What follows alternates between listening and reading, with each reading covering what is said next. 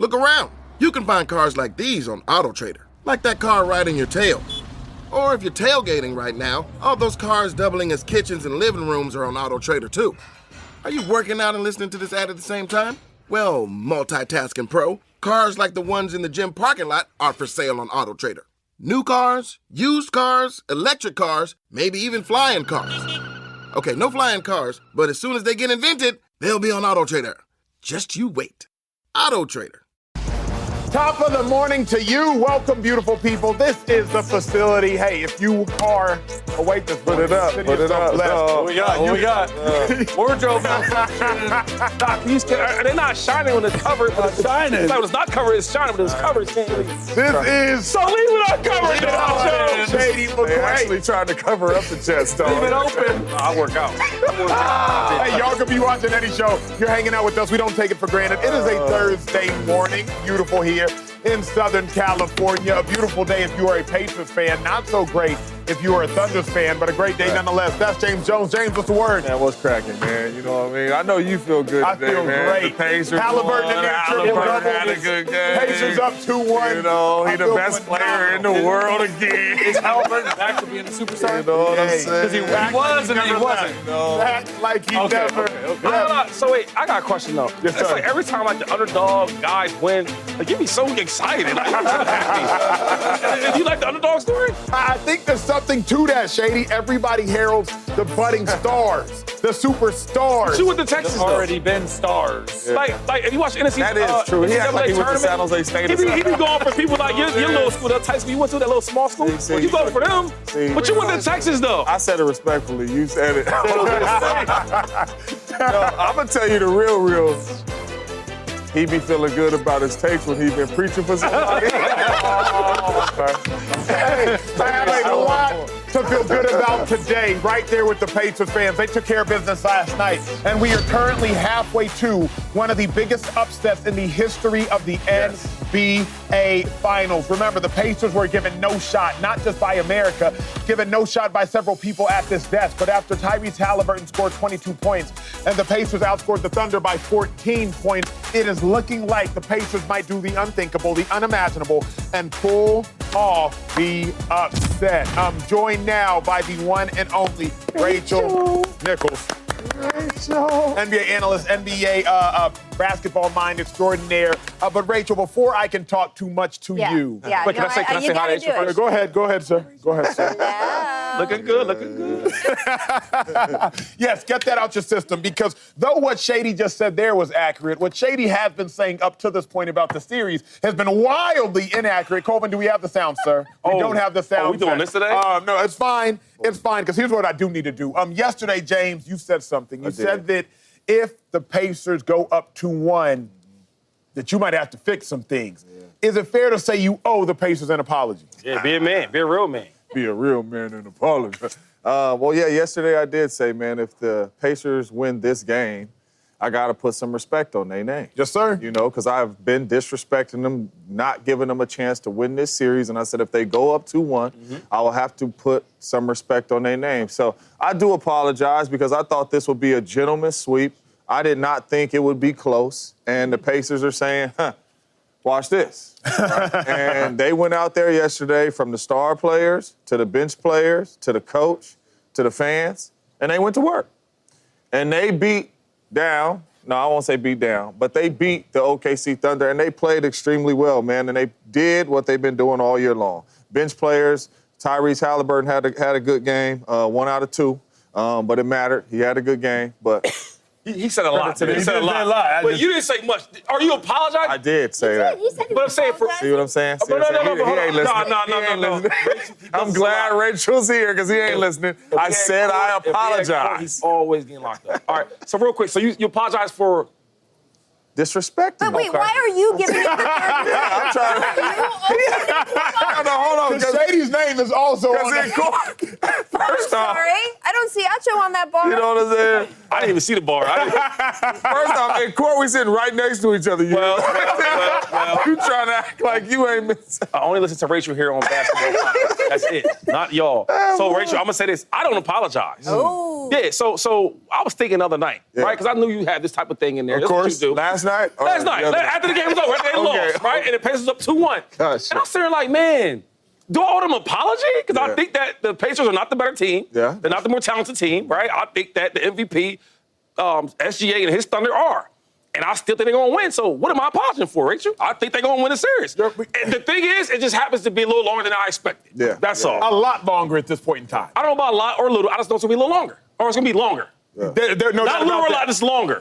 Here's why I would suggest, O'Shea, you owe the Pacers an apology. Tyrese Haliburton out there, again, we questioned him. Well, I don't know if we 22, owe Tyrese 11. Haliburton an apology. At this point in Pacers. time, through three games, Pacers are up 2-1. Yeah. Haliburton is a driving factor in that team. He has a game winner. He has 22, 11, and 9. We will get to Tyrese Haliburton later. For now, that was a mundane and a mediocre apology, but we will move on for the sake of time. Pacers, good win or terrible loss by the Thunder? Rachel, want to start with you. Good win by the Pacers, bad loss by the Thunder. Good win by the Pacers. This is the paciest example of the Pacers pacering that we have seen. This is how they need to win. Rick Carlisle talked about it after the game. They need to play nearly perfectly to win in this series, and they did that. Think about all the things that that the Pacers do well, right? Yep. So this is this team that sticks with the 10-man rotation. The bench players play, which means the bench players have to play well, right? And they outscored the OKC bench. This is an incredible stat, 49-18. That just, that's overwhelming. This is a team that makes its money forcing turnovers. They forced the Thunder into 19 turnovers.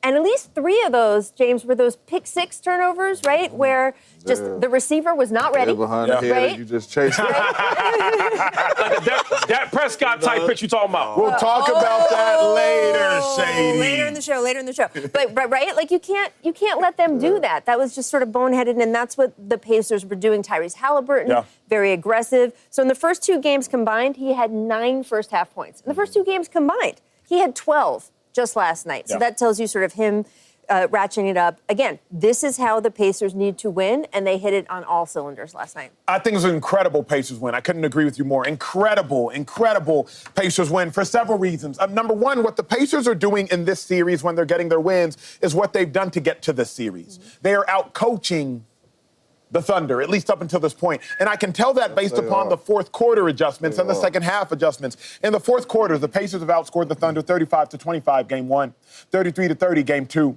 32-18 game 3. They are out coaching the Thunder. That's one reason. That's why the Pacers are here. That's why the Pacers have won 2 games thus far.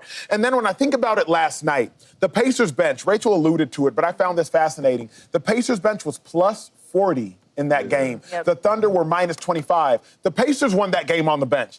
Didn't necessarily win that game by the starters. The Thunder's best 2 players and the Pacers' best 2 players really a wash. Pascal Siakam had a good game for Pascal, not a great game. Tyrese Haliburton had a really good game. But meanwhile, J-Dub had his best game of the series by far. And Shea had an okay game. It was an okay game. He had to work hard for his 24 points. That game was won by the Pacers' bench. So to me, it was a phenomenal game by the Pacers. And I'll leave it like this, because Shady and I, 2 weeks ago, Rachel, we went to watch the 25th year anniversary of The Matrix. So we went to watch the first Matrix. And Shady, I remember there was a quote. Did you dress up? We did. Well, I did. Shady's always fly. I remember there was a quote in The Matrix, if y'all remember watching it at home, and Morpheus says, anyone that we haven't unplugged is a potential agent. Yeah. Essentially, anyone that they haven't unplugged, the agent has the ability to jump into the life of a human being. And I was thinking about this Pacers team. Anyone that steps on the court is a potential star. And that's what makes the Pacers unique. It could be Benedict Mathurin. It could be Obi Toppin game 1. It could be Pascal. It could be, in his own way, T.J. McConnell getting 6 assists and getting 10 points. Anyone that steps on the court for the Pacers has the potential to be an all-star. Anyone. And that's what we're seeing. That's why, to me, Shady, it was a really good Pacers win. Yeah. So who's Neo in this series? Supposed to be Shea. I didn't say, I asked you who's Neo. Shea Gilgeous-Alexander, sir. The one. You know what, though? I do give a lot of credit to the Pacers. They played phenomenal. They did. And maybe it's the style of play that I just can't really gravitate to, right? The whole, college-type game plans and all the, you playing 10 players and everybody has to contribute for them to win. But it's working for them. Yeah. Watching them play, even this whole playoff series, right? This one, the finals, the whole playoffs, they compete.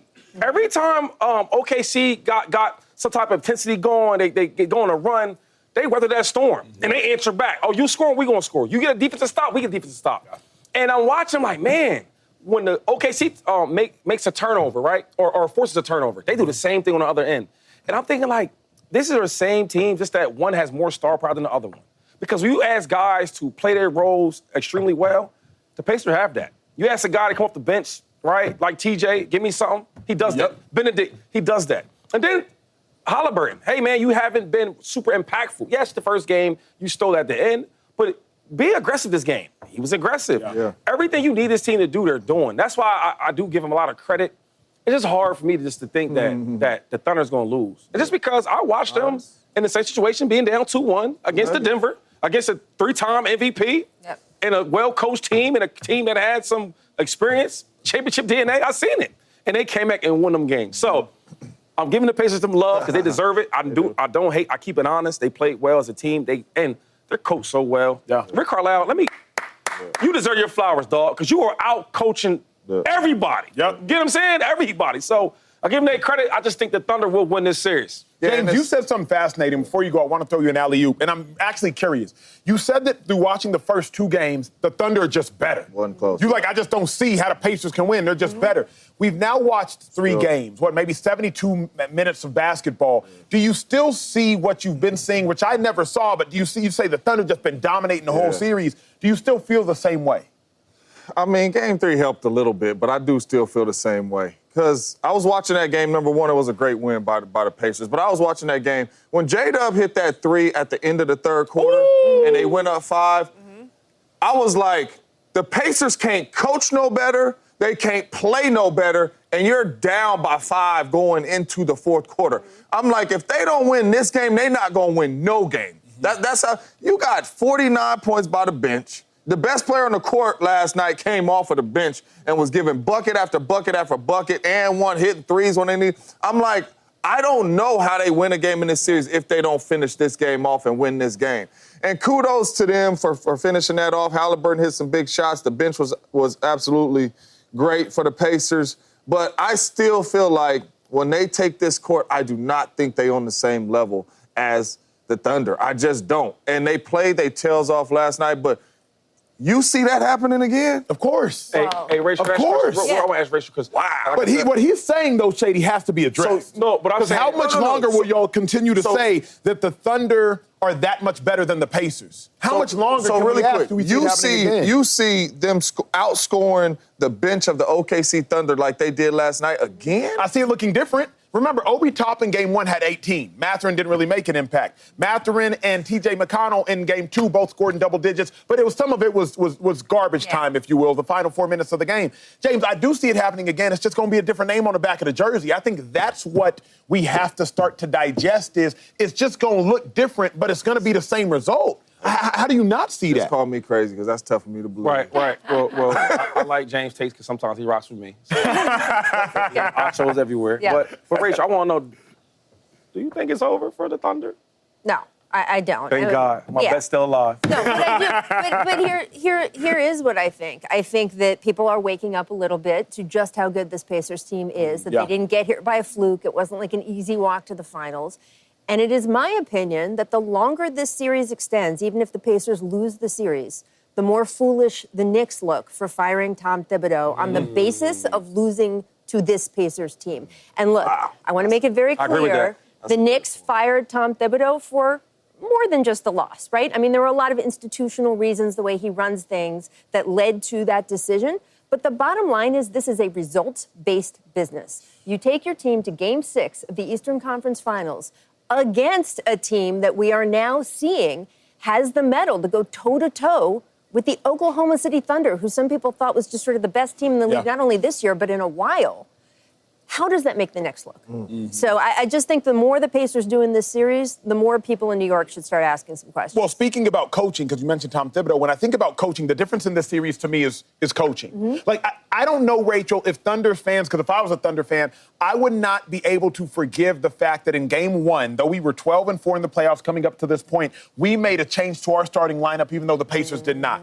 I would not be able to forgive Dagnall for that. That made no sense, and that already said kind of what Shady said, giving flowers to Carlisle, that already told me the Pacers have an advantage. Yeah. Because you're 12-4 starting Hartenstein, Chet, Dort, J-Dub, and Shea. Why in the world, as a heavy favorite, are you going to adjust? And you the big dog. And you the big dog. Like, when Shady stepped onto the field before he was about to route up a linebacker or anything, I'm not going to change what I'm doing. I don't care who I'm going against. Yep. It could be Urlacher, it could be Ray Lewis. You're going to have to stop me, and then I'll adjust. But why are you, Dagnall, going to let the Pacers' reputation intimidate you? It's an unforgivable sin. A completely unforgivable sin, especially down 2-1, because now what do? Do you put Wallace back onto the bench? Do you start Hartenstein again? Do you try the two big man lineup? Make them adjust to you. If it's David versus Goliath then run up to David and now start throwing slings. You're going to have to throw these slings at me, David, and hope you hit. Like, I'm going to fight you as a big dog, how I fight. And I agree with that just because, man, hey, it hasn't been working. Go back to what you know. Go back to what's more comfortable. Go back to when you were winning. Correct. You know what I'm saying? I would go back to that lineup, as the regular starting lineup. But something you were saying, Rachel, I agree with you, though. Because I'm one of them guys that's guilty to say that I didn't look at the Pacers as like a legit team. A legit finalist. Right? Oh, okay. They beat the Milwaukee Bucks. I didn't think much of the Milwaukee Bucks. Right. Not coached well. That's without Dame, too. And they got Dame's out. You got Giannis by himself. Okay, cool. Then you go to the Cavs. All right, number 1 seed. Let's see what it looks like. Yeah. Guys are injured. Right? You They beat an best injured players. team. Okay. And then I respect the New York win, right? Yeah. Even though how it may look. First game, you up by so many points and you lost that game. Maybe it's a fluke. But they beat them. Yep. Yeah. But I said, you playing the Thunder, we gonna see what's going on. Okay. And they rumbling with them. So now it's like, you know what? I was wrong. They are a better team than I thought. And I look back on it. So now when we look at once the Thunder win, we're gonna say, wow, it was a good fought matchup because the Pacers were a really good team. So that was good insight saying that. And not only that, though, because you said something that was interesting. Did you watch the two big lineup yesterday? Because when them boys was on the court together, it was not good for them. They was getting them boys in pick and roll, and Hartenstein had no answers for none of them dudes. So I kind of credit the coach for that, and I know it didn't work out the way he wanted it to work out, but as you're watching film, you're like, hey, man, Hartenstein ain't going to be able to stay. Here's my thing. Because that might have been their worst lineup. It's not that you're not right. And it's not that Dagnall may not have been right. That's not the dilemma for me. The dilemma for me is if I'm the big dog, prove me wrong. Prove me. When you went to the Super Bowl, James Jones, y'all didn't all of a sudden start only running out there with two receivers and say, oh, they got Troy Polamalu back there. Oh, they got Ryan Clark and Ike Taylor back there. You said, nah, this is what we do. We're going to keep doing it. And if all of a sudden Troy Polamalu starts strapping y'all up, now you might adjust. But y'all got there for a reason. If I'm the big dog, I'm going to play like the big dog. To be honest with you, the Pacers is doing what we did against the Steelers. They big dog is the two bigs lineups, and they getting them boys in pick and roll. We watching the TV at the Super Bowl, they like, Troy Polamalu is going to have something to say about this game. And we sitting over there like, the game plan's to go at Troy. Right. Whoever on their signal, you get, that was the game plan. Right. When those two bigs are in the game, you see the game plan. Ball here, come on, screen them, and we getting Hartenstein or one of these bigs in pick and roll. They can't be on the court But here's together. my dilemma, Not if Rachel. OKC When I'm wanna watching, I'm like, Wallace to me hasn't made enough of an impact to justify the change. Well, he hasn't made enough of an impact. So when I'm looking at it, like, if you wanted to start Caruso for whatever reason, and now, mind you, you would lose that extra juice that comes off the bench. Oh, you're saying who comes off the bench? Yeah, correct. Okay, but I'm I like, agree with Wallace that. in replacement of Hartenstein, he just hasn't made enough of an impact. If he was having a Mathurin impact, if he was having an Obi Toppin game one I impact, could agree with if he was that. having a TJ McConnell impact, bet. But Wallace on the court is a non-factor. He's a non-factor to me offensively. He hasn't been much of a factor to me defensively. He's just taking up space. Yeah. So if it was a substitution that was actually like doing something, I'd be like, okay, bet. But why would you? You're the big dog. To me, Dagnall already got in his head and just let Carlisle intimidate him before he even had to step on the court. Final thought. Well, no, you're in good company with your opinion. Charles Barkley went off on Dagnall after the game. And he said, he's like, oh, these coaches think they're Red Auerbach. He said, you know, they're trying to make changes to make changes. You know, you do exactly what you said. You know, go with the lineup that brought you here. I actually do agree, though, with James. Sometimes you have to look at the matchup. I do think the problem with changing your lineup, even if it's the smarter move with the matchup, is it does throw your players off. And the Thunder have gone through a bunch of lineups this season. They are used to playing with different lineups, but still, this is the NBA Finals, and it sort of, you know, affects the confidence a little bit. Like, oh, do we have to change? What do we have to change about ourselves? Like that kind of thing. Or, oh, is it going to change again? That sort of thing. Let me So ask you that, to this. me, is where the problem, less than the strategy. Can they change back? Because Yes. Shady's made a point, I made a point. But now you look even crazier. No, Because no. now you almost look like you're waffling. We see lineup changes in NBA Finals, right? Andre Iguodala, like we've seen all kinds But of I'm saying coaches make this would be adjustments. two now. Like, I've obviously seen one. Yeah. But if you now you are exposing the fact that you were wrong. Like, because if you change the lineup in game one, and then by game 4 you're down 2-1, then you change it back. Now doesn't that kind of win? I'm sorry, did the Thunder not win game 2? They did. They did. Okay, so how wrong? Because many people would, most people probably would have thought it's more likely to be 3-0 Thunder right now than 2-1 Pacers. Okay, but the lineup, look, again, they may tinker with the lineup for the next game. Absolutely, and that could be something they should do. But I wouldn't say that anyone's scared of being wrong, only in that, first of all, they won a game starting that lineup, and it's only 2-1. It's not like, that they lost a million of these games. And it was the smarter X and O play. There's no doubt about that. The question is, was that X and O smart play worth it? Was it worth it to do that because it disrupts a lot of what got you here? I don't think if they change again, it's going to be like, oh man, that's embarrassing, or oh, everyone's They're trying to win. They're trying to win. I think it's smart coaches make changes. Learn. You've asked these questions. You sat in these media scrums, if you will, as one of the top journalists in the game for the last 30 years. If he makes this coaching change, and you're sitting in this auditorium, and he's up at the podium, and he announces the starting lineup, what's the first question you'd ask him? Oh, well, why? Right? The first question is why? Yeah. Why? What did you see that made you do this? Why did you make this decision? Because he obviously didn't make the decision going into the series. So what changed? Look, we were talking in the pre-show meeting. Y'all were giving opinions on, who was it, Patrick Mahomes or someone, about winning Super Bowls. And I, look, if you don't learn from experience and you don't add to your game in terms of what you know, that's the most embarrassing, right? If you don't learn from watching Patrick Mahomes win all those Super Bowls, that's embarrassing. Yeah. So if he's learned through these 2 games, he has to do something different, that's fine. Yeah. Hey, he should phone a friend. Yeah. Rachel, hit him up. He need help.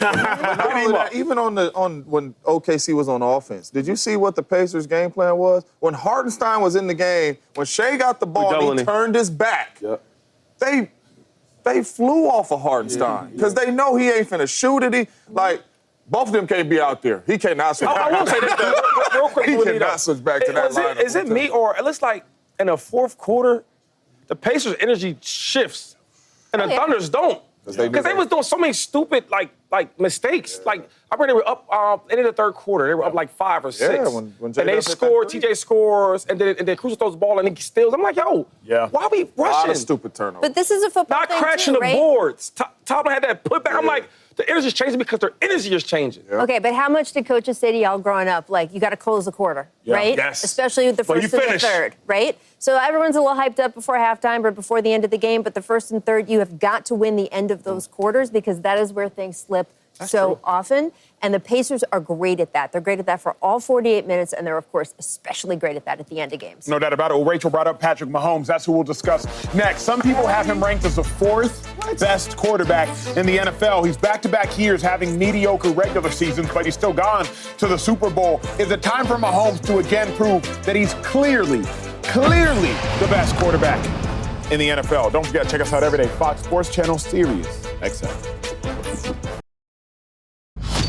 Mahomes in the Super Bowl last season, but still finished with career lows in passing yards and passing touchdowns. NFL analyst Chris Sims recently ranked him as the not first, not second, not third, but 4th best quarterback in the National Football League. Fourth. 3 ahead of him.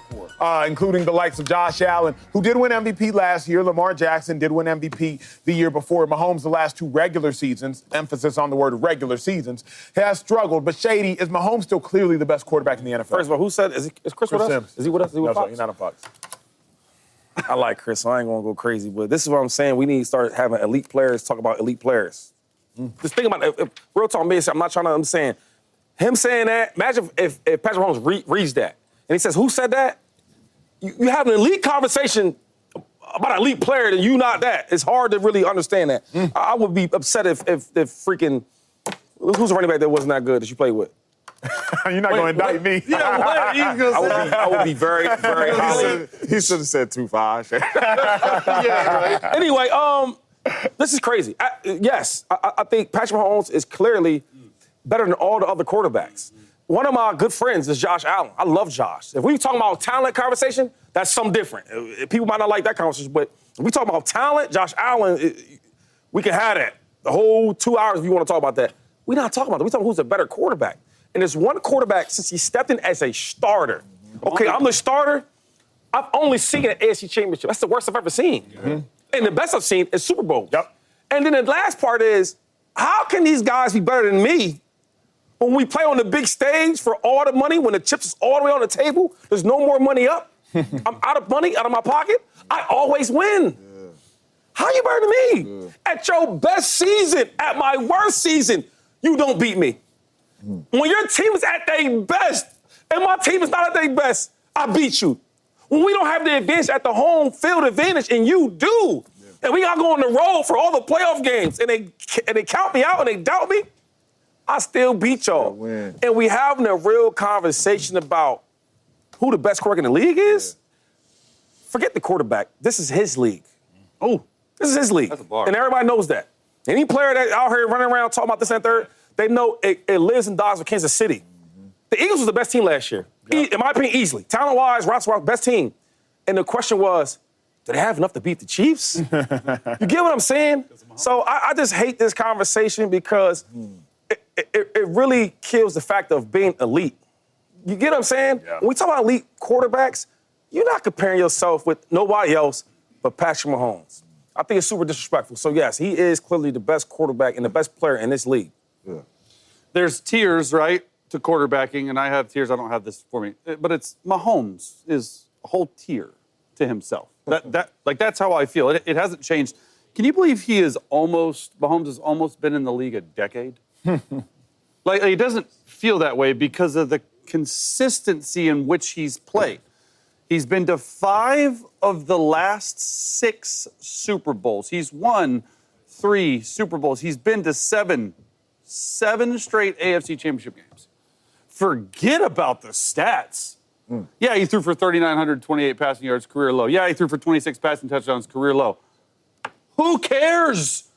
The way that Mahomes and Andy Reid has been able to evolve offensively since he took over as starter, I believe it was 2018, has been what we need to talk about. Because back in the day when they had Kareem Hunt, Tyreek Hill, Travis Kelce in his prime, they were an explosive team. He was averaging 8.8 yards per attempt. If you don't know the yards per attempt number, if you're not a quarterback, that means he is throwing the freaking football down the field. Huge plays time and time again. Look at the last 2 years to where it's evolved. And I think this is what makes him so great and him stand out. He has not had the firepower to throw the ball down the field. So what has he had to do? He's had to get better at the line of scrimmage. He's had to get better at audibling. He's had to get better at checking the ball down. He's been efficient. He's been effective. 6.8 yards per attempt last year. It's not very high. I don't know the numbers, but I guarantee it's not even top 20 in the league. Like, they're not throwing the ball down the field, but they didn't have Rashee Rice last year. Yeah. They didn't have a full season of Hollywood Brown. Yes, Travis Kelce is coming a little bit slower, right? But it's just so hard to be on that mountaintop when everyone around you is trying to knock you off, including Josh Allen, who won his first MVP. You know what Josh Allen's record versus Mahomes in the playoffs is? 0-4. So don't talk to me about somebody being better than Patrick Mahomes until someone is able to knock him off the mountain, which I don't see happening. Who said this? Chris Sims. And he's not an elite player, or he was elite? What you think? No, I'm saying Why you ask? I don't know Chris's career. No, he wasn't an elite. Okay, You know elite he was players, an don't elite you? Player. Was Peyton Manning elite was. player? So I don't care. Peyton Manning said this is stupid. This is stupid. But at least you're going to give it a little thought. You ain't, no, I ain't going to give it no thought. I'm going to say Peyton tripping, man. He must have been coming off the golf courses, you know what I mean, had a good time or something like this. This is a stupid take. For real. You know what I mean? Because when you talk about Patrick Mahomes, because when we sit up here and we talk about quarterbacks, we talk about winning, right? That's the most important thing for the quarterback. We talk about winning, right? Because we could put stats up there for anybody and make them look good. I argue about Aaron Rodgers all the time. So with Patrick Mahomes, we talk about winning. I'll never forget Aaron Rodgers said, at my worst year is some of y'all's best year. Oh, that's so true. Patrick Mahomes should have said that line. Yeah. Because this man, since a starter, ain't never not seen the AFC Championship game. And we are sitting here talking about a quarterback that has never not seen the AFC Championship game as a starting quarterback in the National Football League. And we talking about he's the 4th best quarterback in the NFL is absolutely crazy. And I don't care how it looks. Does Patrick Mahomes know how to throw the ball? Yes. Is he special at throwing the ball? Very. Does Patrick Mahomes know when to run? Yes. Is he special at making plays for his football team? Very. Especially when the game is on the line? Very. What are we talking about, man? There's nothing Patrick Mahomes cannot do on this football field. Patrick Mahomes has overcome injuries as a quarterback with his roster and still been in the AFC Championship game. Patrick Mahomes had really good rosters and won MVPs and been in the Super Bowl and won Super Bowl. Come on, man. We just, a couple months ago, was talking about this young fella three-peating. Never been done. Something that has never been done. And we are sitting up here having a conversation about the fourth best quarterback.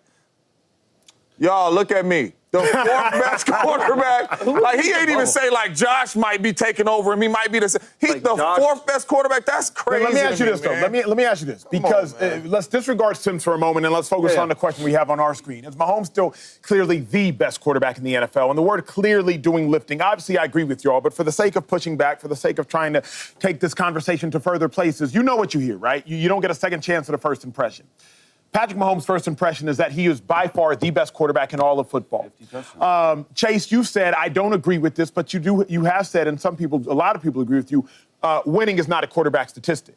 So if you were to suggest that winning is not a quarterback statistic, and if you were to watch several of the Chiefs games last year, and you were to watch those Chiefs games in which defense held them to this point, defense blocked a field goal here, defense blocked a field goal there, is the fact that the Chiefs were so successful last year, is Andy Reid still clearly the best coach in the NFL? Sure. But if you want to simply jump to quarterback wins, for people who don't subject themselves to quarterback wins, then you could bring up a Jalen Hurts conversation. Yeah. Because Jalen Hurts has seen Patrick Mahomes 4 times in their career, 2-2. Jalen Hurts won the Super Bowl, in which he clearly outplayed Patrick Mahomes. When Jalen Hurts lost the Super Bowl to Patrick Mahomes, he outplayed Patrick Mahomes. Jalen Hurts has beat Mahomes in the regular season, and he's lost Mahomes in the regular season. But nobody would, in their right mind, or maybe you would, but you would get just lambasted by the national media, say that Jalen Hurts is better than Patrick Mahomes. So is it not fair to ask, is he still clearly the best? It's fair, but that would not be a right question to ask. It's the greatness of Patrick Mahomes is so much more than wins are a QB stat or wins are not a QB stat versus stats versus what. It's the high level of production, both statistically and team wins, that he's had almost over a decade. We can talk about Jalen Hurts or Joe Burrow having a year or two that is good. This guy has been, since he started, and since he had that, I think his 50 touchdown first season in 18, he's been the best He's already being mentioned as the best quarterback or second best quarterback of all time because of not only the stats he has put out, but how consistent he's done it. It's unlike anything we've ever seen other than Tom Brady. You're talking winning. In everything. Stats, too. We're talking about Patty like he don't got talent. No. I'm saying he has the stats, though. The last 2 years, I would push back and say he hasn't had those stats. Yeah. But he hasn't had the team around him like he did with Tyreek and all this stuff. Yet he's still been able to win at an Let me ask you this, level. and Shady, chime back in on this conversation when you deem it appropriate. Let me ask you this, because Josh Allen is the one person, and maybe Lamar Jackson, but let's talk Josh Allen because he most recently won MVP. That's the one person who you could suggest muddies the picture. Josh Allen has not had elite-level talent on his offense. He just has not. Yet he won MVP last year. The year before, Josh Allen did not have elite-level talent. Remember, Stephon Diggs started to tail off towards the end of that season. I think it was Shakur who led that team in touchdowns. James, correct me if I'm wrong, receiving yards. True.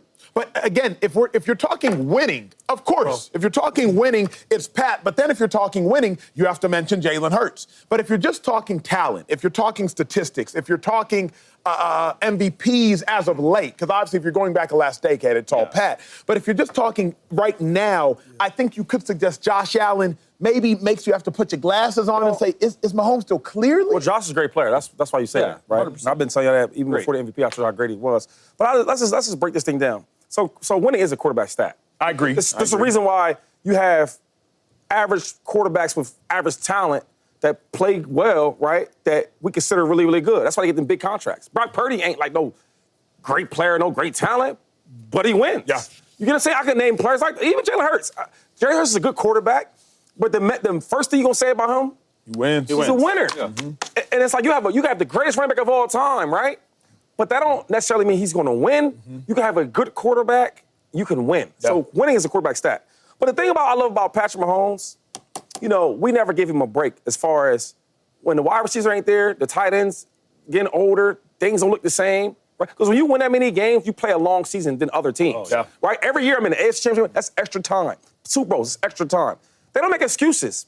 When we talked about Josh Allen, my boy, we say, yo, does he need more help? We've asked these questions all around different platforms. Yeah. Lamar Jackson, we've asked, yo, he might need more help. Who's he throwing the ball to? He did that in the third. You ask these questions. Joe Burrow, does he need more help on defense? We don't ever say about Pat. No. You know why we expect him to do that? Because you are that good. So maybe your defense ain't the same. Or maybe your wide receivers was hurt, then the number 2 receiver was hurt. The running back hurt. The running back's hurt. You know what? Do it with the backups. Yeah. Do it with the third string wide receiver, make him your number 1. He don't make excuses. We don't hear that. Yeah. Because he's that good. So when we ask these questions about if you need more or he doesn't have as much, that's for guys not the elite, as in Patrick Mahomes. All them other quarterbacks are great quarterbacks. Lamar Jackson's one of my favorites to watch. Yeah. Josh Allen's my young brother who's a beast. Like that. Joe Burrow's phenomenal. Like that. But they are not Patrick Mahomes. And really quick, because I think it is clear, right? We're all coaches up here right now. If you're starting your franchise, who you taking that quarterback? Come on. Say his name. Patrick Mahomes. Who you taking? Of course, Pat. Who you taking? 15. So it sounds really clear. And if anybody was up here and said otherwise, we would be looking at them like they're tripping. It's very clear. But here's why it's either clear or it's lazy. Because there is an argument to be had, and Shady and I have stood on the same side of this argument of, if somebody said they're taking Josh Allen, I wouldn't argue with him. I would say you're crazy because you're not going to get through Patty to win no Super Bowl. Is Andy Reid the head coach? That's what I would suggest. If somebody said they were taking Josh Allen and Andy Reid's the head coach, I would be like, I actually think you're getting to the same place. Well, to some degree you are, but then you also know, we went back, you watched the Texans game. The Texans game ended because Andy Reid dialed up a pick route to Samaje Perine. We cannot take none of that away from this dude. But what I'm simply suggesting is if somebody wanted to take Josh first and wanted to bring up the Andy of it all and wanted to bring up this Spagnuolo, I'd be like, you know what? I'm not going to call you crazy. But we're talking about Patrick Mahomes like he doesn't have the accolades and the stats. Yeah, he has all of it. Whatever you want to argue about, he has. All of it. So it's not like we're saying Brock Purdy or somebody in this conversation that don't have the accolades, but he's winning more than Josh. This dude is beating you head to head. He has all the accolades. He has all the talent. What are we talking about? How many Super Bowls Josh Allen got? None. How many Super Bowls Lamar Jackson got? None. How many Super Bowls Joe Burrow have? None. How many Super Bowls Patty Holmes have? I think 3 and counting. 3. Yeah. And counting. End of Super Bowl for each of them. Yeah. This is my great dog. Hey, when we return, the Thunder, they don't have a championship yet in their franchise's history. They need that. And not getting any closer to Thunder are down 2-1 in what will be or could be the biggest upsets in the history of the National Basketball Association, and we are witnessing it in real time. Absolute chaos going on in Oklahoma City. How much trouble are they in? That's next. Pacers got a huge win, monumental last night, one of the biggest in the franchise's history. Now they are up 2-1. With that being said, teams that go up 2-1, an 81% chance of winning the series. J-Dub, the star player for the Thunder last night, he has some things to get off his chest. We've been in that exact same kind of predicament. This game 3 was a better game 3 than the ones we've had. So we'll take that and run with it. But, yeah, I mean, it's very pivotal. Obviously, you don't like being down in a series, but we have been here before, so we'll use that experience and work to get better from it. Trouble, I think that's Bill. Shady, how much trouble? Thunder, they're down 2-1. Nobody thought they would be in this position. More likely to be up 3-0 after 3 games than down 2-1. How much trouble Thunder is? Trouble. I wouldn't say trouble. I get up, it's going to be trouble. I say some pressure, though. I would say pressure. I don't know about trouble, but I would say pressure. If they go down 3-1, I mean, you said 81%. I don't know the math on that. I just know something simple like there's always 1 in 37 people in the finals to win. Yeah. And I'm going to think of LeBron James that did it. That was it. I don't want to see that. I don't want to see them go down 3-1 because this is so much trouble. Now, I got to be perfect every single game. At least if we tie the game up, okay, if we do fall short, right, it's 3-2, we at least have some type of, cushion. And just 3-1 ain't no cushion, right? And I don't know a young team like this going down 3-1, like who's going to be that leader, that veteran to kind of lead them back? Because they still are. Even though they've been playing well, they're a young squad. LeBron James, they had some bets on there. Okay, let's get it together. So I don't want to see that, and I'm praying don't for my bet's sake. I think they're in as much trouble as they could have anticipated being in at this point in time. I don't think nobody thought the Thunder would be down 2-1 after 3 games. But the reason they're in so much trouble isn't because of the what, it's because of the why. Why are they down in this series? Yeah. They're down because of coaching. They're down because of the bench. And if we're being real honest and transparent with ourselves, they're down because of fatigue. Rachel, there was one moment in the game yesterday that told me everything I needed to know about the series. Pascal Siakam, he gets an easy bucket, but why? Look at it on your screen. Shea takes a pull-up jumper. He finds a spot elbow. He misses. Watch Shea in transition. Shea is gassed, y'all. He's done about all he can do through 3 games. And watch the effort he gives. But then after this, when they call the timeout, watch him as he heads to the bench. Head ducks low, and he's like, just get me to a seat as soon as possible. As soon as I saw this moment, I said, oh, wait a second. Is Shea tired? Or the Pacers still have as much energy as possible? What led the Pacers to this point has gotten the Pacers up 2-1 at this point. Their bench outscored the Thunder plus 40. If you want to talk plus or minus, it was plus 40 to minus 25. Pacers plus 40. When you think about coaching, second half adjustments, the Pacers have outscored the Thunder in the second half by 20 points throughout the course of these last 3 games, 184 to 164. So when you want to talk about the bench is outscoring the Thunder's bench, at least they did last night. When you want to talk about coaching, the second half adjustments, Carlisle is running laps around Dagnall. And then when you want to talk about fatigue, y'all saw it, I just displayed it for you. The Thunder are tired. They tired. To me, that's why it spells trouble. Forget the 2-1. Let's talk about why it is 2-1. You know, I tell my kids all the time, I say, guess who cares that you're tired, man, right now, man, that we out here training? Nobody. Nobody. I don't want to hear that shit. We're in the NBA Finals, bro. We ain't got no... Siakam ain't tired. He been out there, too. Last time I checked, Siakam been out there, too. Come on, man. We ain't got no time for that tiredness. Just got beat. They just got beat. And they're not in trouble. What? They're not in trouble. No. You said 80%, so you telling me the Nuggets had an 80% chance and they lost? Joker? It's finals. I don't know about. Oh, semis. this is just finals. I know about finals. Okay. And it's been a little different in recent years. Okay. That's a bigger stat. Look, how much trouble? Here's how I would put it, right? That they're not walking the plank yet. The Thunder are not walking the plank, but the boat is anchored. The plank is out there. And now it is up to the Thunder to decide, do we become fish food? Because Game 4 is now a must-win. They have to play differently. So many self-inflicted wounds in this game last night, and it started so early. Look at this. 8 seconds in. We are 8 seconds into the game, and Shea gets baited into throwing an elbow 8 seconds in, right? And that kind of sloppiness, that lack of focus is what we saw over and over, especially with the turnovers. We talked before about those pick-6 turnovers, that is just a lack of focus off the inbounds pass. You shouldn't have 1 of those in a game, much less 3 of those. And look, Shea's numbers overall were fine. He did have 1 of those pick-6s, but they overall were fine. But I bet if we were inside that film room today, you would hear him say, I didn't play the way I wanted to. And to me, that is the key for Game 4, and how much trouble the Thunder are or aren't in. They're not in trouble to me because they do have SGA. I want to tell you guys this little stat about Shai Gilgeous-Alexander. For the last 3 years, so consistency, 3 years straight, he has averaged more than 30 points on 50% shooting. That is ridiculous, man. So when you have that guy in your uniform, you are never in that much trouble, but they're close to it.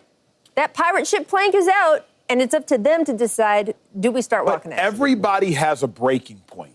I remember watching Mahomes in the Super Bowl that Shady won on the other side of the field with the Tampa Bay Buccaneers, and I was like, wait a second, Mahomes looks human.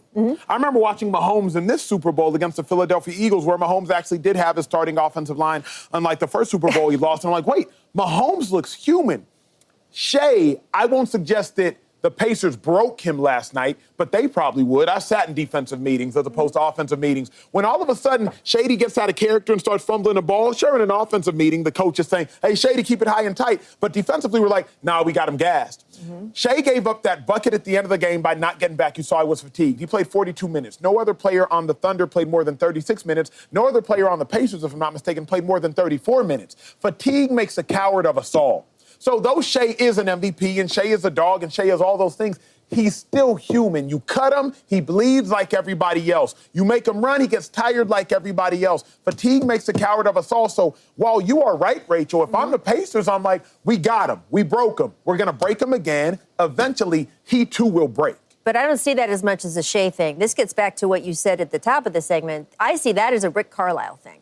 Rick Carlisle is so masterful in how he doles out minutes during a game, not just the amount, but how, when these guys play. He brought the bench in early. That is not something a lot of coaches would have done in this situation, having just lost the last game. So we are seeing the experience difference between these two coaches. Mark Daigneault, great coach. Coach of the year a few years ago. He's done all kinds of things, really whipped this young Thunder team into not just a contender, but the favorite. However, Rick Carlisle is the kind of coach who adapts to whatever style his players need to play. That is huge. He has won a title before. He knows what it takes. And this is a guy who not only has the experience himself, he surrounds himself with experience. I asked Mark Daigneault when we were in Oklahoma City for the first couple games of this series, I said, who called you, right? Who are the other coaches who gave you advice? And he kind of looked sheepish and he was like, this is kind of embarrassing. He said, I don't have that many friends, first of all. He said, and I don't have friends who have coached in NBA Finals. That is very telling because when Steve Kerr coached his first NBA Finals, Greg Popovich was on the phone to him. J.J. Redick, even this year here at the Lakers, had Mike Krzyzewski on the phone to him. Mark Daigneault doesn't have one of those guys, and even on his assistant coach's staff, there is no one who has been a head coach in the NBA, much less in the finals. So we are seeing stuff like you're talking about, how to manage in that kind of high-pressure game. We are seeing Rick Carlisle come out and show what he can do. Yeah, but he still does clearly have the better basketball team. He does. And he still does have the best player in the series. He does. These dudes been playing minutes like that all year long. We try to say the same stuff for the Knicks.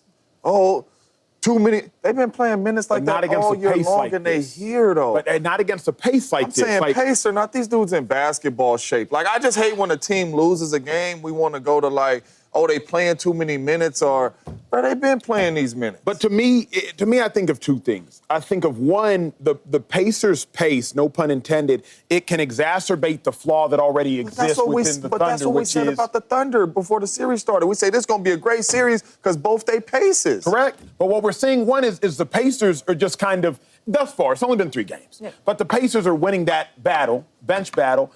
But let me ask y'all this, because this is why I really think the Thunder might be in trouble. Shady, I'll start with you, but it's a question for the desk. The Pacers have not lost back-to-back games since March 10th. It's a long time ago, over 40, 41 games now. In order for the Thunder to win the series, they would have to win back-to-back games. It could be an arbitrary stat, but then you think about Rick Carlisle. I don't know if Rick Carlisle is going to lack the necessary adjustments to allow the Thunder to win back-to-back games. Knowing the Pacers haven't lost back-to-back games, and the Thunder would have to win back-to-back games to win the series. Unstoppable force, a movable object. Are you still that confident the Thunder win the series? I'm picking up what you're putting down. I get what you're trying to get to. But I just really think that, man, I'm going with the better team, right? And the way that the Pacers play, you got to count on so many different things to go right. And I'm against that. When I say that, I mean, like Benedict, he went off. I think game 1. Obi Toppin. Oh, like, you need all these different things to go well. And, like, and I always tell you this, when you be talking about, like, what player props you like to bet on, I said, I'm not betting on no backups. I'm not betting on the role players. I'm betting on the stars. I'm betting on that Jay Will and Czech will get it together, and I'm betting on SGA to be the MVP, not just of the league, but of this series. And eventually it's going to come down to that, where you can't have 3 points in the fourth quarter. Can't have that, bro. Because if we're going to win, it's got to go through you. That's what I always say when we talk about the Pacers and we talk about the Thunder, it's really that college feel, because there's times where I see really, really, good teams in college when they have one real good player and they have a whole bunch of good role players. And you can win championships like that in college. I feel like in the pros, since I've been watching it, you can't. And the Pacers can prove me wrong, they can prove me wrong, but I'm just still going to sit here and put all my money on the Thunder. And I'm just wondering what we're witnessing, because the Thunder only lost 1 game all season to an Eastern Conference team. Yeah. They've already lost 2 in 3 games in this series. Clearly, we're witnessing something we shouldn't be witnessing. Final thought, James. I mean, we are. It's crazy because, I wouldn't be sitting up here thinking it was going to be 2-1. But the Thunder lost 18 games during the regular season. They only lost twice back-to-back. 2 times all year long back-to-back. So they don't lose back-to-back neither. So They don't have to anymore, though. Somebody- Pacers don't have to beat them back-to-back to win the series now. No. Now that they're up, Pacers no longer have. Pacers don't have to win back-to-back. I The just Thunder don't see do. it happen. What you gonna do? I would say to you all you in the that finals. that stat matters less the more time between games there are, and the finals has the most time between games of anything. When coaches have the chance to study opposing teams, Adjustments. when you have adjustments, when you have big breaks between games, that back-to-back stat matters a little bit less. But it's interesting. Is it more of a testament to coaching that that the Pacers haven't lost back-to-back games? Because sometimes arbitrary stats are arbitrary. Yeah. This one, though, because of coaching, is of some significance to me. What does it tell you that the Pacers have not lost back-to-back games? It tells me that since January 1st, this Pacers team has had the second best record in the league. It tells me that is how good they are. So they're just that good, then. They are, No, they yes, good. They exactly. better than I thought, yeah. That's what it tells me. It tells me Indiana better than I Pacers, thought, yeah. very good team. They should be in the NBA Finals. So we shouldn't be shocked that they're up 2-1? We should be shocked. We should definitely not be shocked. Right. We should not be I shocked. think now they're I'm up more on your 2-1. side now. Now, like, getting a full You can be story. surprised. You should not be shocked. Yeah, nah, 'cause This they are a good is team. Good. This team Should is we be good. shocked? We should be shocked if they win this series. We should be Should we shocked. be shocked if they win the series? I would be very, very surprised if they. If they win this series, though, I would like because they, to the Thunder's credit, they've been down 2-1 before. They have. It's that we think this is the problem though. They've been down before and they still win a series. We just think that, like Rachel said, that the Pacers are not on the same level. So oh my God, you're down 2-1 to the Pacers. Yeah. That's why we think like that. Yeah. But if this thing ends up, 4-2. I would say that's about right. Come on, Hey, Thunder. When we return, there are big changes going on in Dallas, Texas. Head coach, amongst other things. But with the quarterback remaining the same, now that minicamp is underway and the players are putting on the helmets, they're running the routes, what would success actually look like for America's team? That is next. We shouldn't be shocked. I think Dak Prescott getting ready for his 10th season in the NFL, but this will be his first under head coach Brian Schottenheimer, his third head coach. I usually mess up the second name. You usually mess up the first Now I'm name. messing up the first. And second. Oh, goodness. Hey, Dak had an exchange that was very interesting yesterday. Shotty did. Take a listen. Of the many statistics out there now, is there one that you look at that will indicate to you during the season that Dak is being successful right now and he's doing what you want him to do in your system? Yeah, wins. One word, wins. That's what he says success would look like. Shady McCoy, Dak Prescott entering his 10th year, but this season and this season alone with the new head coach, just got this new wide receiver, but George Pickens is a beast. What does success look like for Dak this season? I agree with Coach Shotty. Wins. This wins. Shotty. Right? I think Dak Prescott is in a unique situation in this football league where we had a whole conversation about the Patrick Mahomes, all these other guys, and Dak makes around more money than them guys, correct? So my thing with him is if Dak has a winning season, and let's say he's number 2 or number 3 in the MVP voting. Great year. Most people say that's a great year for him. Right? Not for me, but for most people. Because I watched him have number 2 in MVP voting, lost his first playoff game against a young, inexperienced Packers team, right? Your boy James Jones. And people were saying, well, he needs more help.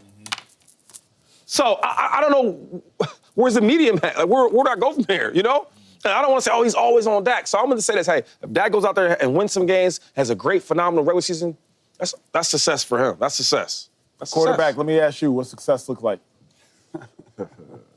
Well, he has to at least win a playoff game.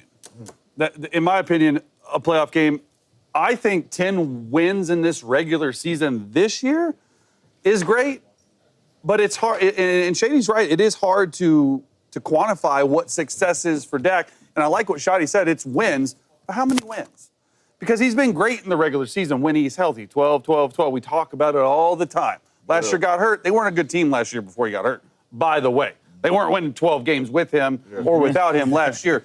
I do like what they've done this offseason, though. They got get Javonte Williams, Jadon Blue, CeeDee Lamb, George Pickens, Tolbert, Jarrett. They got Ferguson. They got some guys. It's not like it's depleted, right? Off defensively, they'll be fine, too.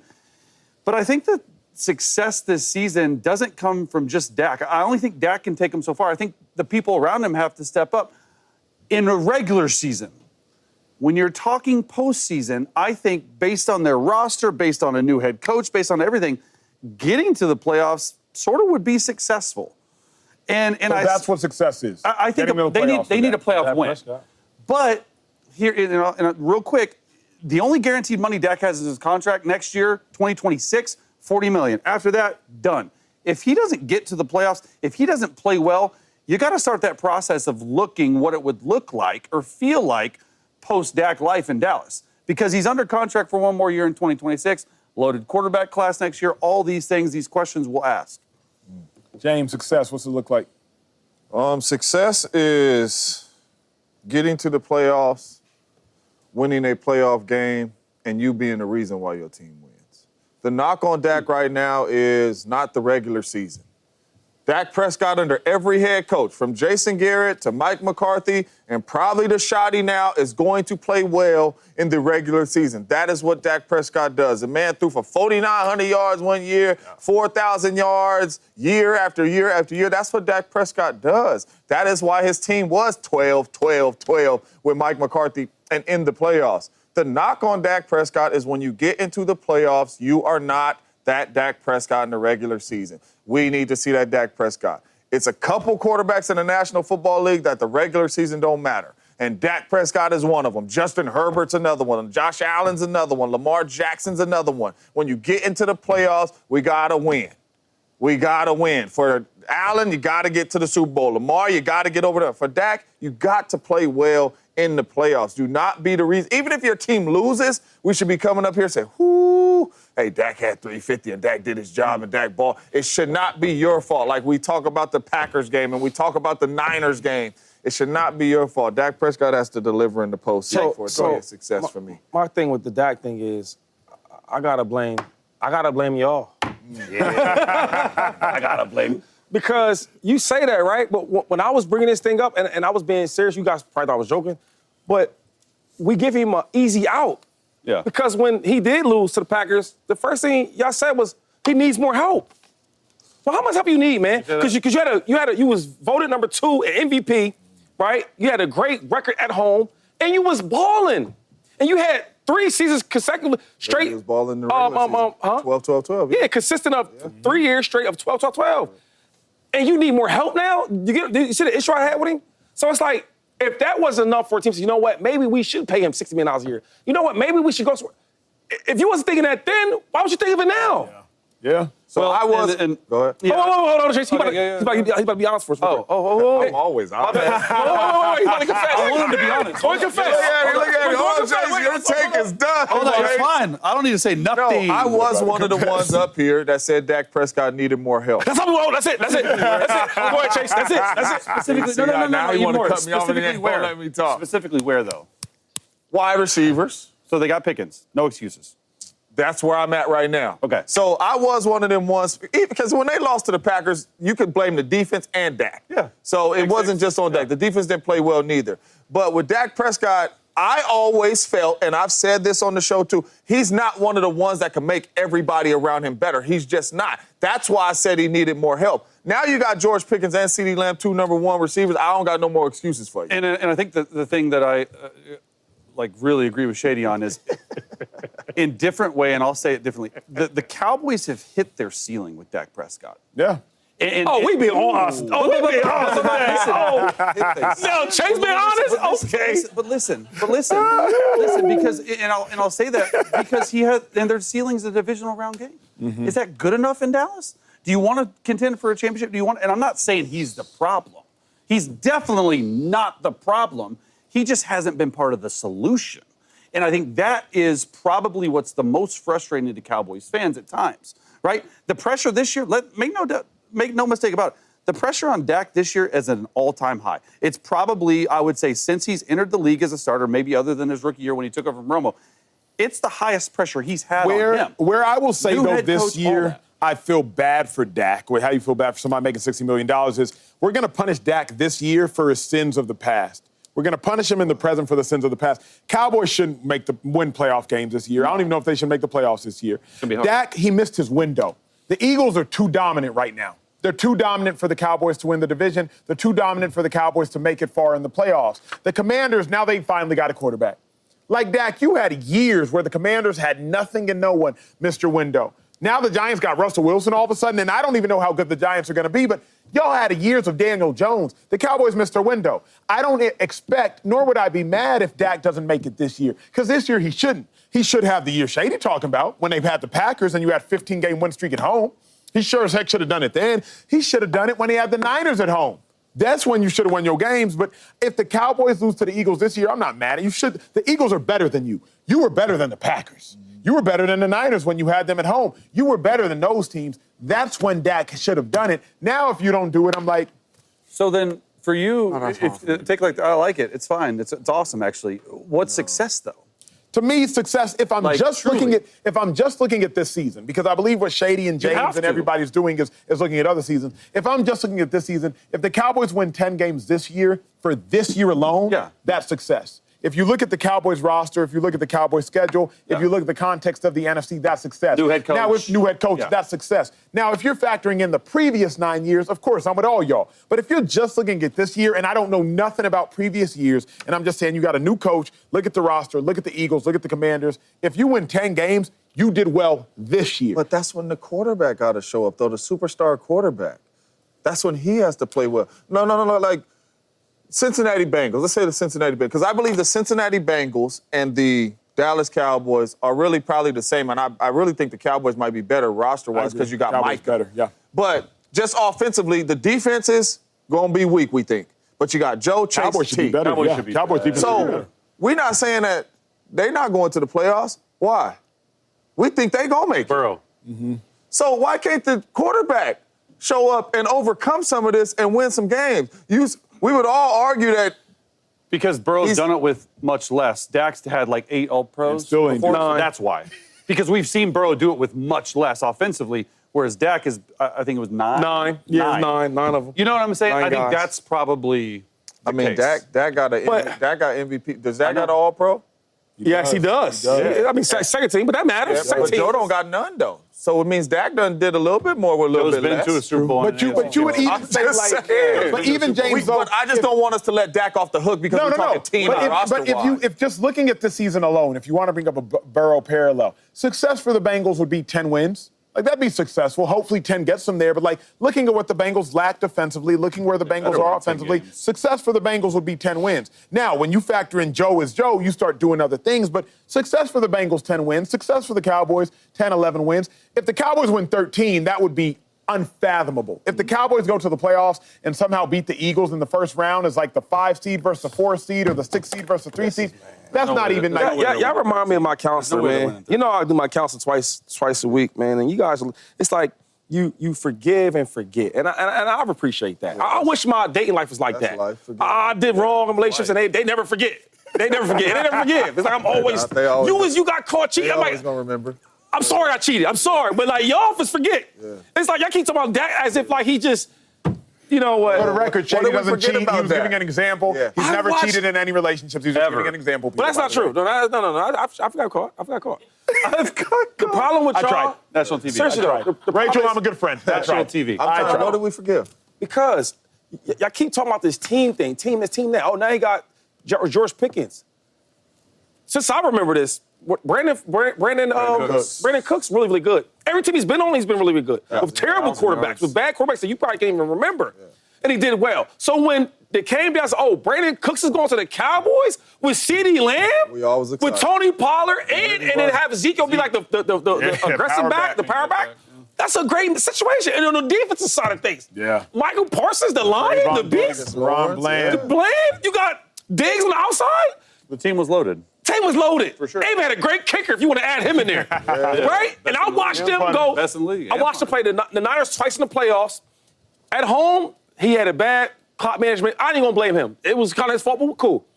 I watched you go all the way to San Francisco. Play well. The defense played phenomenal. Yeah. The offense was average like 30 points. They had like 13. 13 in that game. And you kept giving up all these picks. Yeah. And you guys erased that. Right? So cheated, you forgot about the cheating. Cool. The next year, great year. Second MVP voting, Dak Prescott. Number 4 for the Cowboys. 17, 16 games win streak at home. You feeling it. Every gambler I know bet all their money against the Packers with the Cowboys. They lose. Yeah. Bro was throwing pick sixes left and right to a young, inexperienced Packers team. Jordan Love first year starting, correct? Stop playing. Stop. And you know what you guys did again? Cheated again. They cheated and y'all forgot about it. Wow. So I'm looking for people. forgot? I'm looking for Sure. women like y'all that just forget. If I do anything bad, forget about the that. Cowboys might not forget about it because next year is the only guaranteed money left. I got to go to break. Hey, can't forget about Tyrese Haliburton's performance That's why in the I'm married playoffs now. thus far. Game winner, game one. But people were critical after game two when he was absolutely non-existent. But game three, a near triple-double and the Pacers up. Did he do enough to quiet the critics, bringing back NBA expert Rachel Nichols after this? Maybe Rachel James give me some married advice. Tyrese Haliburton stepped up in a gigantic way in Game 3. It was a must-win game, you could suggest. Teams that go up 2-1 in the NBA Finals, 81% chance of winning the series. That is what statistics suggest. Haliburton, I believe, was just one rebound away from a triple-double. He faced a lot of criticism after Game 2, and he addressed it after this game. Listen. The commentary is always going to be what it is. You know, most of the time, the talking heads on the major platforms, I couldn't care less, honestly. Like, what do they really know about basketball? Ooh, that's how he feels sometimes. Yeah. He was talking about Shane. Keep it real. Hey, Haliburton, obviously he hears the noise. We all do. Yeah. But, Rachel, after Game 3, would you suggest he did enough to quiet the critics? I think Tyrese Haliburton did enough to quiet the critics before the playoffs even started. Look, this is the society we live in right now, right? Either you're trash or you're a superstar. And I guess for the he's trash crowd, sure, he did enough last night to quiet the critics. But this is just a fundamental misunderstanding of who Tyrese Haliburton is. He is a knockout, in-your-face star. There is no question about it. He is one of the greatest clutch players in the league. He is a great leader who is really loved by his teammates. He is not one of the most elite players in the NBA. He's just not, and that's not a diss. That is not saying something bad about him. The definition of elite is that there's only a few.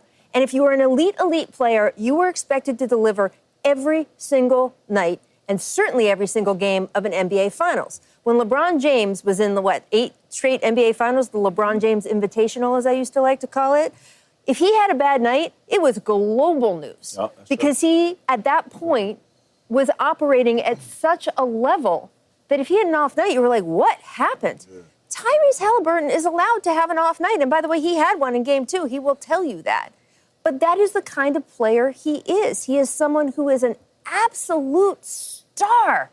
But he is not in that super, super elite category. So if you were expecting him to be LeBron James in his prime, if you were expecting him to be Michael Jordan, if that is the bar, yeah, you can say, oh, he's trash, he didn't get it done. But that's just not an accurate read of the situation. So I just didn't understand all that criticism going into the game to begin with. And I think, because Rachel is right, and I want to piggyback on that, is I think that the criticism comes with the really, really good players, right? And I think that right now, he's becoming that. Where now, he's so good where we want to talk about it. Correct. Because Siakam have a bad game, we're not going to talk about it. He plays a good game, we talk about it, but if a bad game, we don't really talk about it. LeBron James, you talked about elite of the elite. So if he has a bad game, it's global news. But I think that right now, his stock has risen so much that if he has an off night, we're going to speak on it. Yeah. Right? And I think, so getting certain criticism is a good thing. Yeah. You know, like last night, he was so aggressive, and it showed. 22 points, like 9 rebounds, 11 assists. He showed, okay, I am a really good player. Now, getting to that superstar phase, I think he's in the middle of it, right? Because superstars, we're gonna criticize. Ant-Man's a young player. He's going to get even better.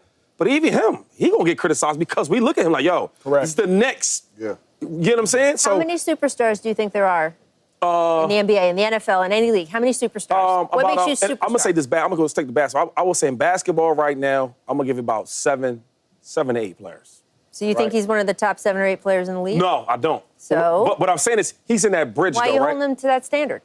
Because that's the problem. The problem is he's getting there. So the problem is nobody thought that he was that. Nobody thought that he was that. Correct. But on this big stage, like, okay, he can't keep lying to us because, I keep doing the same thing over and over again. You doubt me, and I answer. So, for example, like, even this playoff run, all them last shot, big shot, clutch shots he's doing, all the stats, the triple doubles, the double, elevate his team to win. So now we start to get into that phase where, is he a superstar? Is he not?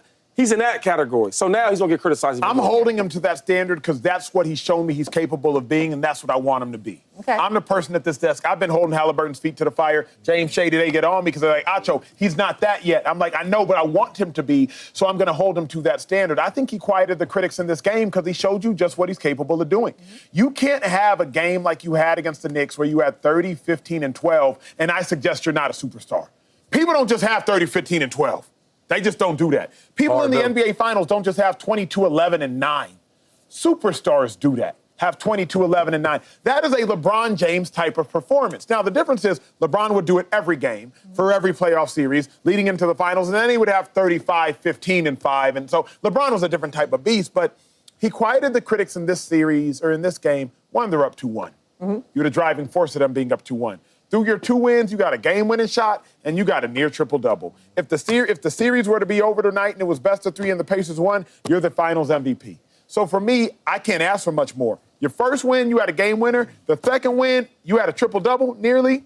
You've done what I expect you to do. To me, Rachel, this is a different conversation, but this is superstar stuff. A game winner and a triple-double in the finals?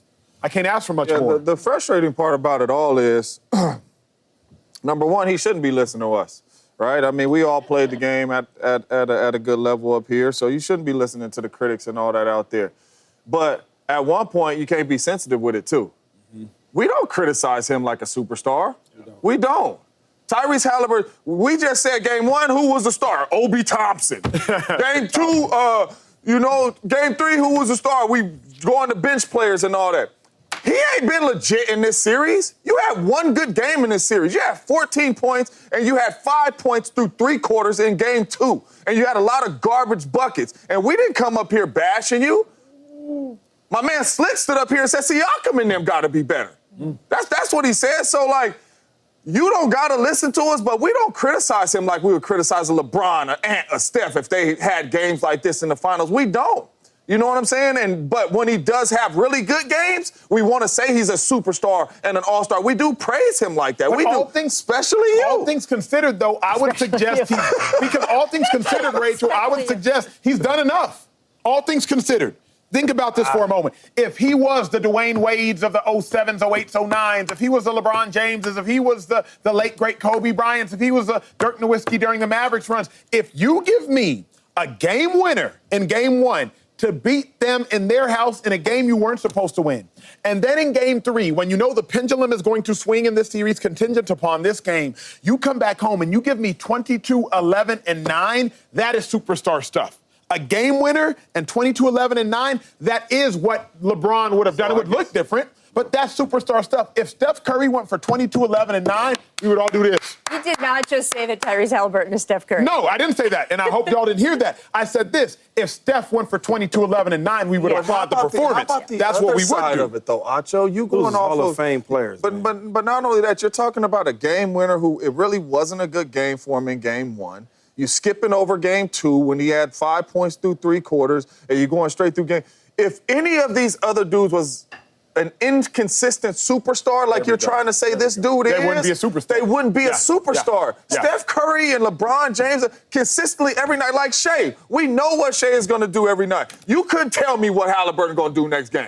But this is what I'm talking about. You don't know if he's going to give me 10. You don't know if he's going to give you 5. You don't know if he's going to give you 30, 15, and 11. You don't know. And we talking about this man like as a superstar. We praise this dude when he has good games. And when he has bad games, we go to everybody else but this dude. But why isn't it enough? Why isn't it enough that he's just great? Why can't that be enough without him being one of the bestest? Why can't he just be great? I agree Why can't he just be super clutch? Why can't he just be like a fantastic leader for his team? Only because he's been better than that. He's been better than great. The reason they're here is because, Rachel, when I go back to watching him, and again, I'm biased, when he took Giannis to the cup in the first round, I said, dang, Acho, he took Giannis, he took Ugo to the cup. Then round 2 against the Cavs, he makes his first free throw. He misses his second one, gets his own board, has the cognition to pull it back out, and then hit the 3 to end it. He did that. Then he goes to the Garden, to MSG, against New York. And he gets the board, if I'm not mistaken. He could have gone for 2, goes all the way back out to go for 3 because he wants to kill him. To kill him. He does it, and then he does a choke signal. I said, my God, this Haliburton. Then he goes for 30, 15, and 12. Then James, as bad as the game went, now he's in the NBA Finals. Shouldn't be here. In the NBA Finals. And Shea goes down, elbow shot. Shea misses. Haliburton gets it. Haliburton goes down, elbow shot. Haliburton makes it. Then we criticize him after game 2. Then in game 3, you got to have it. And he goes for 22, 11, and 9. Rachel, he's more than just great. And that's more than just great. All that is legit facts. He's had some clutch shots in these playoffs. More than we thought he would have. Been clutch shot man. And the MVP of the Eastern Conference Finals was who? Because you were talking all this great stuff. And the MVP was who? And we stood up here and said, you can't let it be close. Some people think that the best player on the basketball team right now is who? For the Pacers. Thank God you ain't vote. They think it's Siakam. They do. This stuff goes through. They think it's Siakam. And we arguing about this dude being great. Hey, Rachel, he's hit big time shots. Do you think it's because, like, he has the potential to be a really, really good player? Because, like, having 22, 9, and 11, that means it's English. That's a phenomenal game. But I think this whole discussion is much more indicative of the way sports has changed from when we were younger than it is of Tyrese Haliburton. Break that down. Hold on. Well, when we were younger, there wasn't this sort of you're either this or you're that. There was a lot more room to be in the middle. Now that we have social media and everyone has to have a hot take, and that if you're not going to get noticed if you don't say an extreme on one side or the other, that is the only way we have conversations in sports these days. As a sports fan, which is what I am first and foremost, that is a little bit disappointing because sports are fun, man. I love it. And I love just being excited about things. And instead, we have to pick a side and someone's got to trash someone. And I just think that a lot of the conversations around Tyrese Haliburton are a reflection, are a mirror of where we are with sports in society right now, because it has to be this or it has to be that. He can't just be great. He is a great player. Like, that's okay. Yeah, I'm like that too a little bit. I guess I'm guilty. But do great players do... But great. I didn't say he's a good player. Wait. I said he's a great player. Wait, real quick. You think he's great? I do. Hold on, because I here's don't my think he's question, elite. though. I think he's great. Rachel, when's the last time just a great, because here's what I'm about to say. Yeah. When's the last time just a great player did something this unthinkable, assuming he goes on to win the series? Because Kawhi Leonard did something this unthinkable when he beat a maligned team in Golden State. Yeah. Dirk Nowitzki did something this unthinkable when he beat the Heatles in that first year. Great players don't do what Haliburton is 2 games away from doing.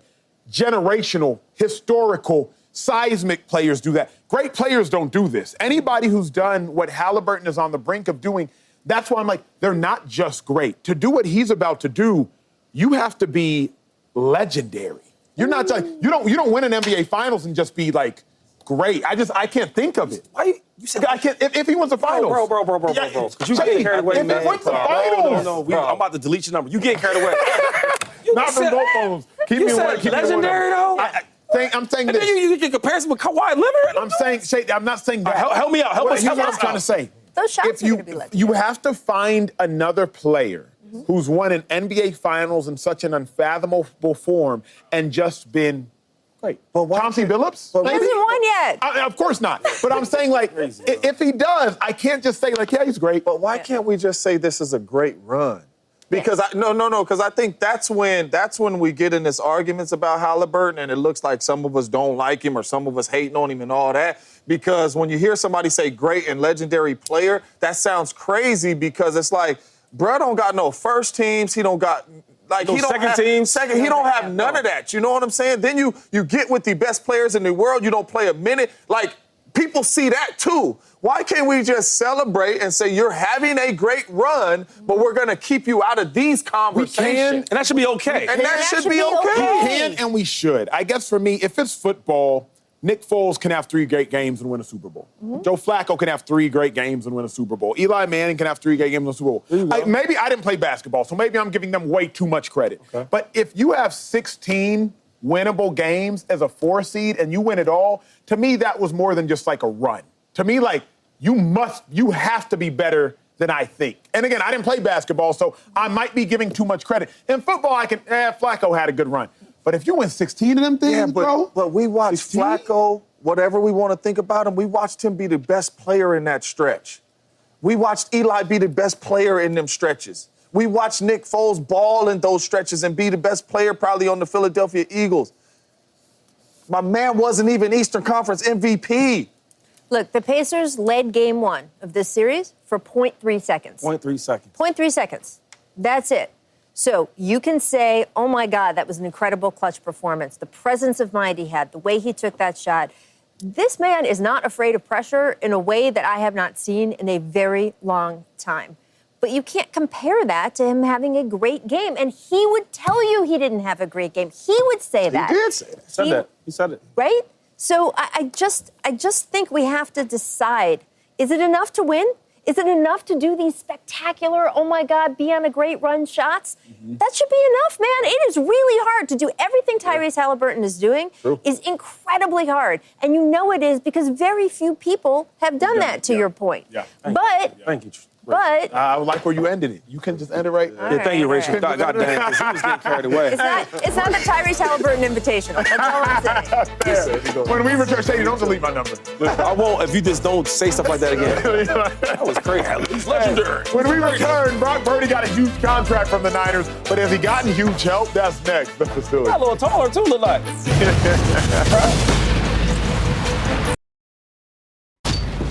Brock Purdy got a massive 5-year deal, but now it's about the work he does on the field. Keep in mind, though, some of the offensive stars like Christian McCaffrey coming back from an injury, Brandon Ayuk coming back from an injury. Chase, when I think about the loaded NFC, but even if you think about the division, a team like the Rams, they added Devontae Adams, they still got Kyron Williams, you got Puka Nacua. The Eagles, they still are stout out there. The Cowboys, they got help. Russell Wilson, he's now joined the Giants. There's help over there. Have the Niners given Brock Purdy enough help? Yeah, absolutely. Look, I know they did a purge of a lot of really good players this offseason, and I liked it. I thought it was good for their team. Sometimes when you have these vines and these flowers, right, you got to cut some off for them to grow even bigger, and I think that's sort of what they did. They got younger everywhere across the board. They were an older team. Look, and this is a team that's had success. Last year, difficult year for everyone, a lot of injuries. Purdy didn't play as well as he wanted to, all this stuff. But when you look especially offensively, there's no way you can say he hasn't got enough help. CMC, probably top 3 or 4 running back, 2 or 3 running back in the league, right? Behind Saquon, I got him up there with the King Henry. You have Brandon Ayuk, who is healthy. Now, those are 2 question marks, right? Like, Ayuk and CMC, they got to get healthy. If they're healthy, they're some of the best receivers and running backs in the game. Juwan Jennings, the best number 3 in the game. George Kittle coming off a career year. Trent Williams is still there. Offensive line still intact. You still have one of the best play cards. Yes. Yes. To say the least, they have absolutely given enough help. And this is sort of a pattern for Kyle Shanahan teams. Once you lose in the Super Bowl, you miss the playoffs. Now, if they miss the playoffs back-to-back years, maybe we can have this conversation. But Brock Purdy, 7th highest paid. I'll keep it quick. Enough help. I don't think they've given them enough help at all. They've given them enough help monetarily, but if you throw that full screen back up there, Colvin, that does not look like Devontae Adams, Puka Nacua, Kyron Williams, especially with CMC being in Germany half the year last season, and Brandon Ayuk coming with an ACL. Ricky Pearsall, he got shot. So, to me, that don't look like enough help. That doesn't look like George Pickens, CeeDee Lamb. That don't look like Saquon Barkley, A.J. Brown, Devontae Smith. It don't look like Deebo Samuel, Scary Terry. It don't look like none of them cats. If they're healthy, I'm with you, Chase, but they're not. Ayuk's coming off a torn ACL. McCaffrey missed all of last season. They're just not healthy. If they're healthy, sure, kind of. But that don't even look like what the Rams got going on. I say no. You want them to build this super team, huh? Yeah, I see almost all pros. That's what I'm saying. I see all pros. Yeah. A better question should be, is Brock Purdy giving the Niners enough help? Because when we talk about the Niners, when they're at their glory days, it was a Niners team, and Brock Purdy playing his little role, correct? I mean, stop me if I'm wrong. Kyle Shanahan is great off his line. He'll run the ball well. Deebo doing some great stuff, and you got Brandon Ayuk, and then Brock Purdy is, hey, don't mess it up. I mean, stop me if I'm wrong, James. I keep it 100 over here, man. No, I'm actually with Acho, man. He need more help? Yeah, they should have. Oh, get some more. They should have went and got GP. They should have went and got T. Higgins. They should have went and got DK Metcalf. Super team! Hey, you know Miles Garrett's on the block for a little bit. It's littered with all problems. Hey, what's the DN for that? I was like, no. The Bengals. Could have got him. You know what I mean? You're right about that. Yeah, you're right. Ayuk is hurt. Bro. I forgot one because I was mad. They should have went after DA. Hey, got all the money in the return, the Pacers, they might need some help because they're still down in this series. Hey, here's a question, though. How embarrassing would it be if the Thunder actually lost? Like, yuck. How embarrassing that's that? Yo, they could have tried to trade for Saquon. Like, you know what I mean?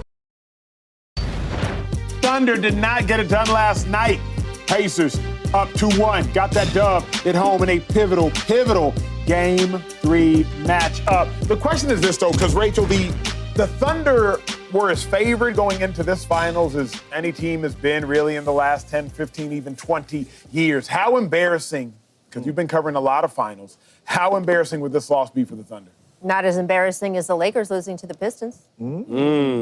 So, look, that was a super team, and they lost to a team without any, quote, superstars, to get back to our earlier discussion. This is not that team, right? The Pacers, the gap between the Pacers and the Thunder was more narrow than, say, the betting odds had them at, right? Vegas had this as a minus 700. Minus 700. I mean, that was significant. And that just speaks to the misperception we were talking earlier. The Pacers are a better team than people thought they were. That being said, Oklahoma City, if they do lose, they will have to live with the fact that they should have won. And by the way, I think the biggest thing that will come out of this if the Thunder lose is I think you will see them go much harder after a guy like Giannis Antetokounmpo if he becomes available. I think you will see them look to use all this great draft capital they have to add another big star, which right now they have not felt like they've needed. And if they win this series, I think they're not going to feel like they need. But that is where I think they will take that embarrassment, and it will be embarrassing. But I think that they will turn that into, okay, we got to make some changes around here. I just don't think it's a spectacular sort of failure if they lose, because the Pacers are better than that. I'm just sorry, they are. Well said. Hey, we'll get more answers on the other side of this break. How embarrassing would a loss be for the Thunder? James thinks they're still going to win. Shady knows they're still going to win. But what happens if they lose? That's next. Hey, let's get right back to it. James Jones, how embarrassing would a loss be for the Thunder? Finals off. Oh, man, it'll be very embarrassing for us. Yep. Because I've been sitting up here and I've been saying this ain't going to be close. OKC going to run away with this. And right now, it's looking a little shaky. It will be embarrassing, man, just because I felt like the OKC Thunder was the best team all year in basketball, and I wasn't as high on the Pacers. This will be embarrassing for them, man, because I just thought it was a lopsided matchup. And to lose this, I don't know if they get back to one. Rachel, I got to be honest, it's one of the most embarrassing series, for sure. If they lose this, you've been the best team last year. You've been the best team this year, right? Do you remember the 2011 finals? I do. You was the best team defensive-wise this year, and you got the MVP. Everything that we were taught as a kid, to be great, be a superstar, be the best. And then you get to the best and you lose to a college type of team? Come on. If you watch the game, you're like, yo, Dad, who's 0-0 killing them like that? Is that SGA? I'm being serious here. My son was watching last night. He knows who Haliburton is, right? He's like, yo, you see what I'm saying? It's hard to explain that. Be the greatest, be the best. And the best ain't winning? How you tell the kids that? I wrote down 2011 Miami Heat. I remember when the Heat lost to the Mavericks, and I remember LeBron saying the next year, if we didn't get it done, they were going to break us up. Yeah. You got J-Dub, you got Chet, you got Shea. Rachel already mentioned a name like Giannis. You don't get Giannis for free. If they don't win this, something getting broken up. It's going to be... Well, my words is getting Giannis. Hey, when we return, it's Rachel told me that. Did she? No. Hey, it's time for a Blitz Meeting when we return.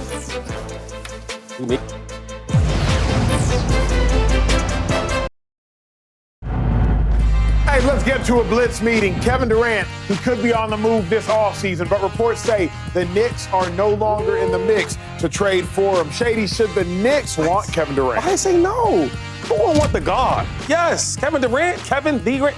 You know my name, Kevin Durant. Yes, I should want him. Obviously they don't, so no. Oh, they fired their coach. You cool with that? I'm a no, too. I want him to run it back. I don't know if Durant fits the locker room right now. What is wrong with y'all? What you got? Yes or no? Wait, be honest. Be honest. Y'all must not have watched the series against the Pacers to where Brunson was over the plumb trying to do everything. Get somebody that can score the ball. This is KD. Having Durant? It worked, you're right. It worked out for Phoenix. You're right. They should. Oh, no, it worked out for Brooklyn. There you go. You're right. Hey, Cowboys, I gotta move on. Hey, Cowboys tight end Jake Ferguson said with the addition of George Pickens, defenses won't be able to cover everyone on Dallas's offense. All right. I guess he's not necessarily. All right. JD, who has the best offense in the NFC? Come on, man. Come on. I ain't got time for You know what this. it is. I think this might be a clean sweep. Come on, put my stuff there. I don't need Hold on. Did you think about the Commanders with Jaden Daniels? Of course. It's the Eagles.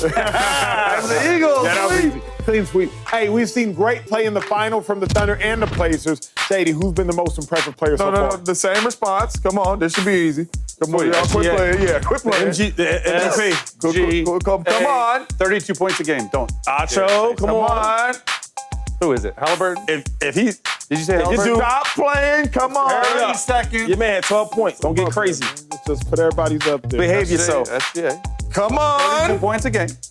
Don't be up here playing around, man. You put a Haliburton. We got something to do, man. Come on. You did. He had a game-winning shot. Haliburton? Hold on. In game one, he had a game-winning shot. James, me too. Hold on, James. Nah, In put the game mic one, on. wait. No. But then remember, he had 22. No, don't touch me.